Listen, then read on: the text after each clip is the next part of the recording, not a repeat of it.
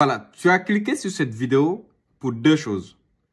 Soit tu es sénégalais, ou soit tu aimes le Sénégal. Donc, vous savez que le Sénégal a traversé pendant ces 3 dernières années une situation politique inédite et beaucoup de Sénégalais, et comme la plupart des pays africains, ont quitté leur pays pour aller à l'étranger. Dans cette dynamique, les citoyens sénégalais sont partis soit en France, en Europe, aux États-Unis, au Canada, un peu partout dans le monde. Et lorsqu'ils sont arrivés, beaucoup d'entre eux ont fait des demandes d'asile, des demandes de réfugiés. Et parmi les demandeurs d'asile, puisque ces 3 dernières années, le Sénégal a connu une situation qui était catastrophique, dans le sens que toute personne qui faisait des manifestations, on le mettait en prison. Toute personne qui revendiquait ses droits se voyait persécutée. Et ces personnes-là, rendues dans ces pays-là, comme le Canada, ont fait des demandes d'asile. Pour différents motifs. Alors donc, les motifs pour les demandeurs d'asile sont nombreux. Je prends l'exemple du Canada, et ça c'est valable pour tous les pays.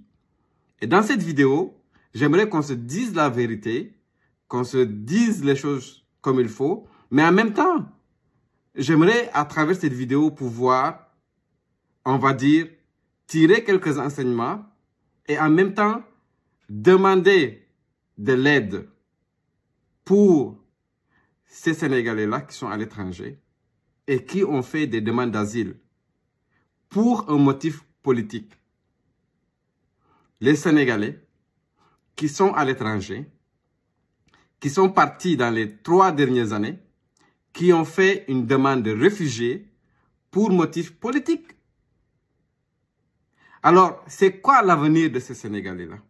Alors, les motifs que les Sénégalais ont présentés, si je prends l'exemple du Canada,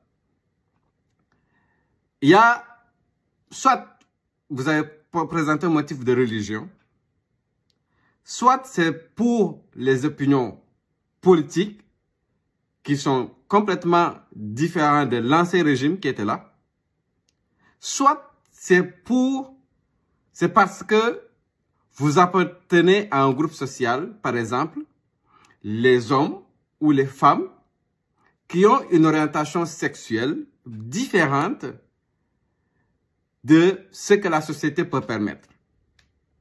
Je n'ai pas besoin d'aller plus en détail.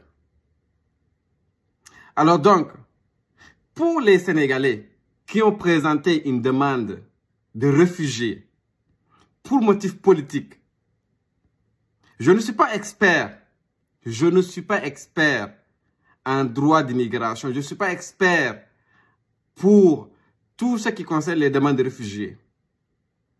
Mais j'aimerais que vous participez en mettant en commentaire ce que vous pensez. Qu'est-ce que ces Sénégalais-là doivent faire? Est-ce que lorsqu'un Sénégalais fait une demande de réfugié pour motif politique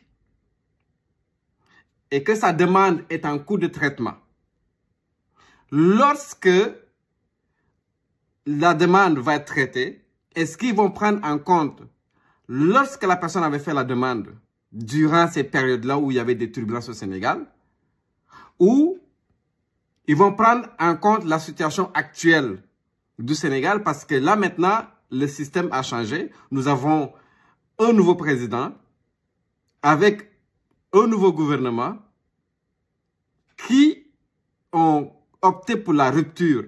Ça veut dire que toutes les persécutions qu'il y a eu, tout ça, vous n'allez plus voir ça au Sénégal. Est-ce que les demandeurs d'asile ont une chance d'être acceptés ou pas? Est-ce que leur demande va être pure et simplement rejetée? Moi, c'est une question que je me pose. C'est une question que je me pose parce que la plupart des personnes qui font des demandes d'asile malheureusement, ils ne se mettront jamais en face de la caméra pour parler de leur situation. J'ai fait plein de vidéos par rapport aux demandeurs d'asile pour le Canada. C'est le Canada que je connais, les amis. Je ne connais pas les États-Unis, je ne connais pas la France, je ne connais pas les autres pays. Je connais le Canada. Et je fais des vidéos pour le Canada. Mais là, je vous invite à mettre dans les commentaires, qu'est-ce que vous pensez de ça? Est-ce que vous avez vécu une situation comme ça? Qu'est-ce que vous aurez fait? Si vous venez d'un autre pays, c'est pas grave. C'est parce que vous aimez le Sénégal. C'est la raison pour laquelle vous regardez cette vidéo. Alors moi, je vais faire un live. Ça va être mon tout premier live. C'est vendredi. C'est vendredi. On est quoi aujourd'hui? On est le 2 avril. Là, c'est le 3, 4, 5. Donc, vendredi, ça va être le 5 avril 2024. Vendredi. 5 avril 2024. Et ça va être à 21h GMT, les amis. 21h GMT, vendredi 5 avril 2024. Je vais faire mon premier live. Et je vais inviter des personnes qui ont des connaissances en droit en matière d'immigration. Des personnes qui connaissent c'est quoi les tenants et les aboutissants de cette situation. Et j'invite fortement les Sénégalais qui sont au Canada, qui sont aux États-Unis, qui sont en Europe, qui ont fait des demandes d'asile côté politique, pour des motifs politiques. Ok, je ne parle pas de ceux qui ont fait des demandes d'asile pour orientation sexuelle, ça veut dire que si vous êtes homo ou... Voilà. Non. Je ne parle pas de ceux qui sont persécutés pour la religion. Je ne parle pas de ça. Je parle vraiment de ceux qui ont fait des demandes de réfugiés pour un motif politique. Alors, je vous invite à venir participer au live que je vais organiser vendredi sur YouTube, les amis. Sur ma chaîne YouTube, j'organise un live vendredi. Et j'invite les personnes qui ont des connaissances à se rejoindre au live. Ça va être mon tout premier live, mais je le fais parce que il y a des personnes qui vivent dans la peur, des personnes qui vivent dans l'incertitude, des personnes qui vivent dans l'insécurité. Ça va les permettre de se préparer parce que, vous voyez, dernièrement, j'ai fait même des vidéos où des personnes qui ont fait des demandes d'asile il y a 7 ans. Il y a 7 ans. C'est maintenant qu'ils ont eu, qu'ils sont expulsés du Canada. Après 7 ans. Tu t'es intégré, tu as travaillé, tu as eu ta famille, tu as acheté une maison, tu as fait tout. Tes enfants sont à l'école. Tout est là. Tu es, on va dire là, un exemple d'intégration. Un exemple d'intégration. Tu es un exemple d'intégration, mais malheureusement, même si tu es un exemple d'intégration, ta demande d'asile est refusée et vous êtes obligé de quitter le pays. Et plusieurs réussissent à revirer la situation avec l'aide de politiques qui sont sur place, mais la majorité n'ont pas le choix. Soit ils doivent quitter en collaborant, soit ils disparaissent complètement dans la nature. Ils disparaissent, ils travaillent dans le noir, ils vivent dans le noir, ils restent dans le noir, ils sont ici.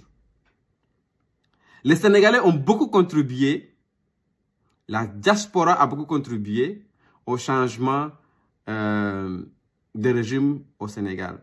Et je pense que c'est le temps de les aider. D'aider ces personnes-là qui sont venues ici pour des raisons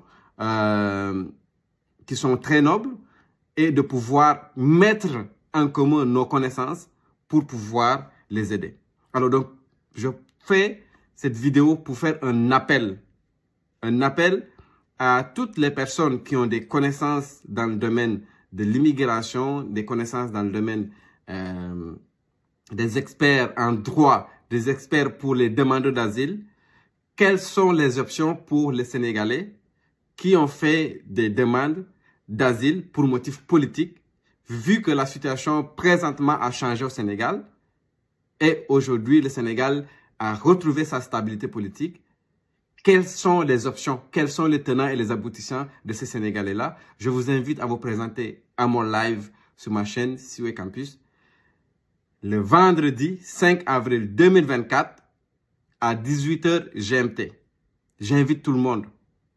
Et là, on va parler des vraies choses qui vont aider ces personnes-là.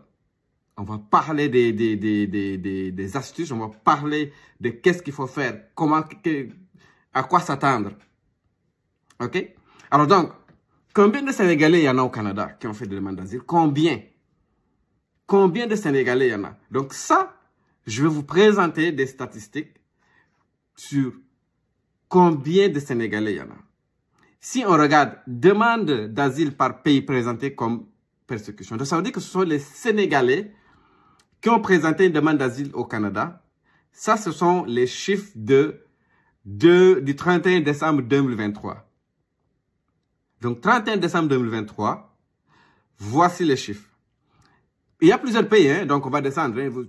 La raison pour laquelle vous devez vous présenter, même si vous n'êtes pas sénégalais, peut-être que vous allez tirer quand même des leçons, des conclusions, des solutions, des pratiques que vous devez mettre en avant parce que ça vous concerne aussi. Alors, il y a plusieurs pays. Burkina Faso, hein, donc si on prend, il y a eu comme au total 400, hein, 400 parce ici, en instance, c'est que moi je prends ici, c'est en instance, les amis. Donc, la dernière colonne, ok? En instance. Donc, il y en a qui sont acceptés, d'autres rejetés, mais la dernière colonne, c'est vraiment ceux en instance, ok? Donc, si je descends. En Côte d'Ivoire, hein, il n'y en a pas beaucoup, hein, de demandeurs d'asile pour la Côte d'Ivoire, là, ok? J'ai beaucoup de personnes qui me suivent de la Côte d'Ivoire, il n'y en a pas beaucoup. Du Cameroun aussi, hein, j'en ai beaucoup du Cameroun, là. Donc, Cameroun, vous pouvez voir, là, vous avez à peu près 1682 en instance au 31 décembre 2023. Donc, mais je vais plus aller directement pour le Sénégal, ok? Donc, ça va être beaucoup plus facile. Donc, si je prends l'exemple du Canada, 1713 Sénégalais, ok? En instance, il y a 1829 demandes d'asile, de réfugiés pour des Sénégalais qui sont au Canada, qui sont en instance. Ça veut dire que c'est en instance de traitement. Est-ce que ces Sénégalais-là, qui ont fait des demandes d'asile, qui ont utilisé le motif politique, vont se voir accepter ou refuser vu que la situation présentement au Sénégal a changé? C'est la question que je me pose. Sur les 1829, il y en a une portion, bien sûr, qui a demandé pour le motif politique. Est-ce que ces demandeurs d'asile-là vont être acceptés ou pas, vu que maintenant le régime politique au Sénégal a changé? Est-ce que ces personnes-là vont se voir accepter ou refuser le visa, la demande d'asile? Ça, c'est la question.